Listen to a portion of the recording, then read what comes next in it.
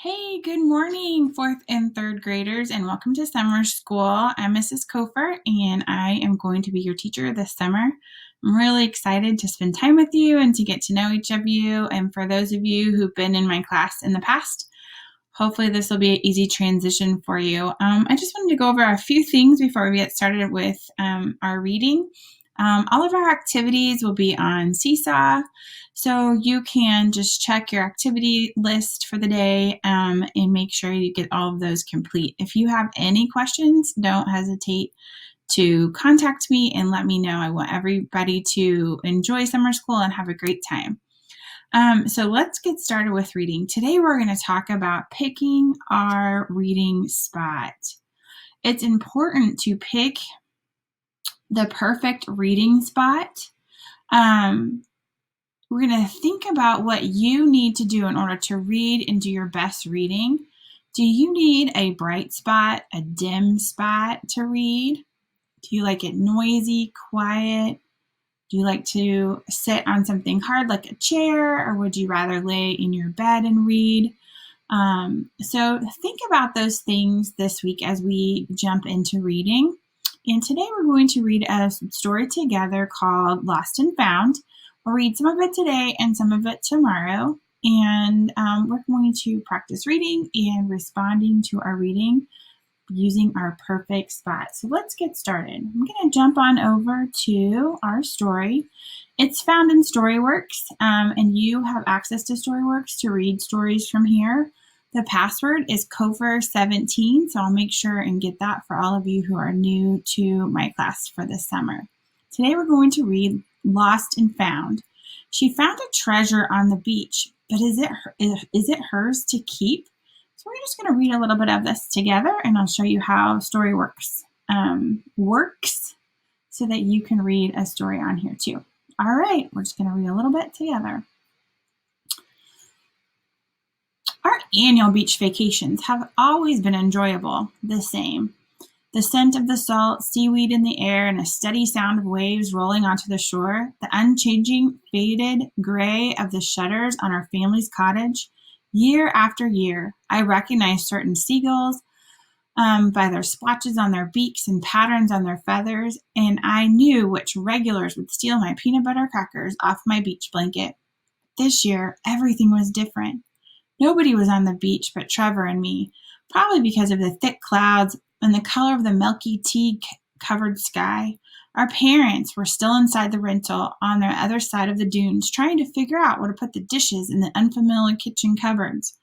I used to always drink my orange juice out of the same chipped sailboat mug, the one that my grandma bought for me the first summer she and Grandpa came to Hatteras.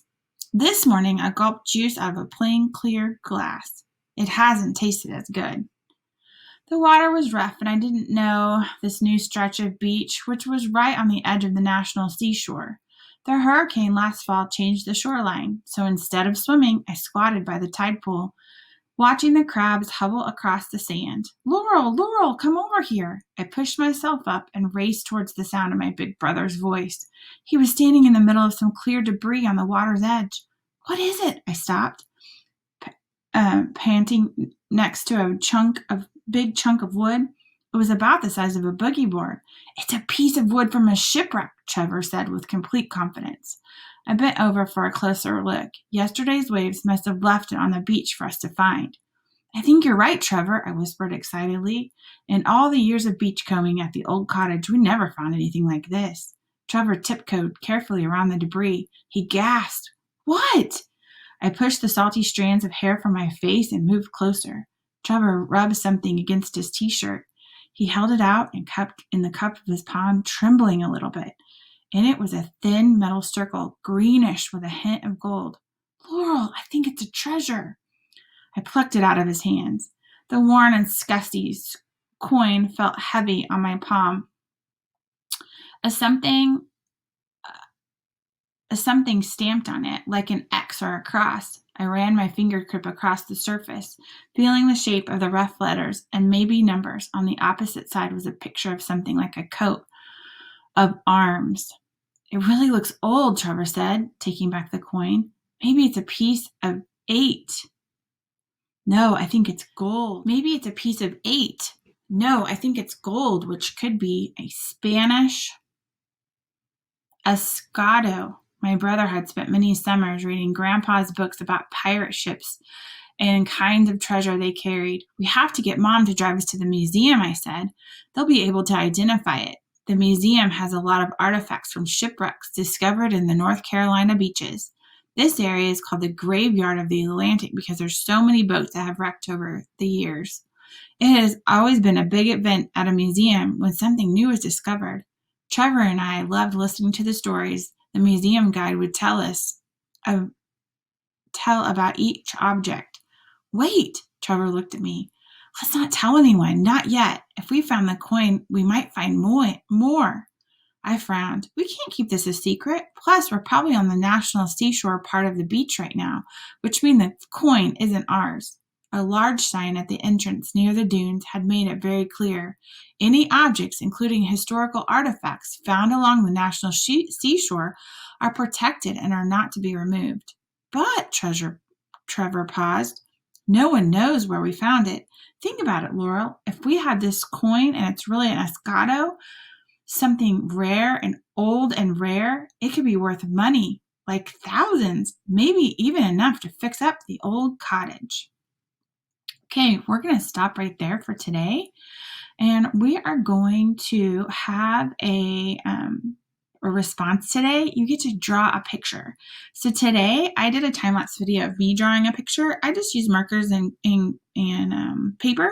But if you want to use the tools on Seesaw to draw, you are welcome to do that too. It is up to you. But I drew a picture of the ocean with the sun, and you can see it on my time lapse in just a second. And I drew Trevor and Laurel, who found the piece of driftwood and this green kind of coin. And so that's what I wrote down. I drew today for my reading response. So hopefully you will love this activity today, and I can't wait to see what you are reading. Pick a story off of Storyworks or from your home library or some other app that you're used to using and get reading. Today, pick a perfect spot, and I can't wait to see your drawings. Have a great day.